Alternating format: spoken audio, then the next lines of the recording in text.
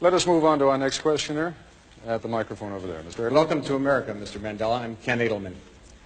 Those of us who share your struggle for human rights and against apartheid have been somewhat disappointed by the models of human rights that you have held up since being released in jail. You've met over the last 6 months 3 times with Yasser Arafat, who you have praised. You have told Gaddafi that you share the view and applaud him on his record of human rights and his drive for freedom and peace around the world. And you have praised Fidel Castro as a leader of human rights and said that Cuba was one of the countries that's head and shoulders above all other countries in human rights, despite the fact that documents at the United Nations and elsewhere show that Cuba is one of the worst. I was just wondering, are these your models of leaders of human rights? And if so, would you want a Gaddafi or an Arafat or a Castro to be a future president of South Africa? One of the mistakes which some political analysts make is to think that their enemies should be our enemies.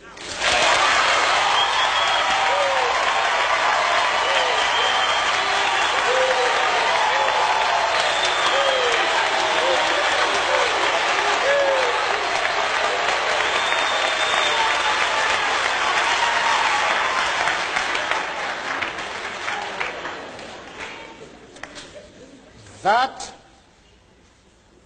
we can and we will never do. We have our own struggle which we are conducting.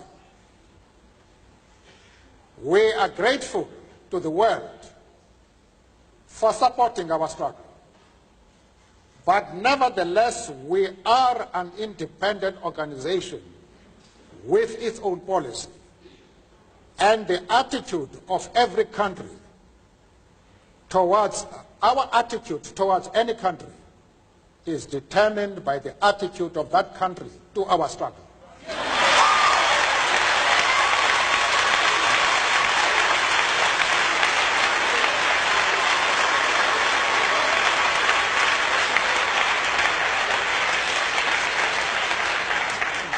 Yasser Arafat,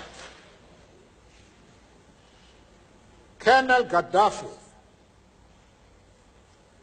Fidel Castro support our struggle to the hilt.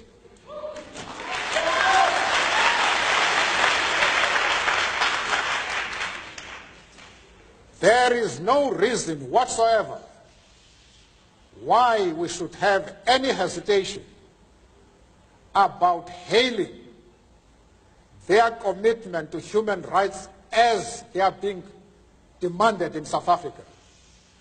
Our attitude is based solely on the fact that they fully support the anti-apartheid struggle. They do not support it only in rhetoric.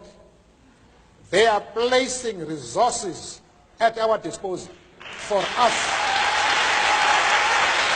to win the struggle.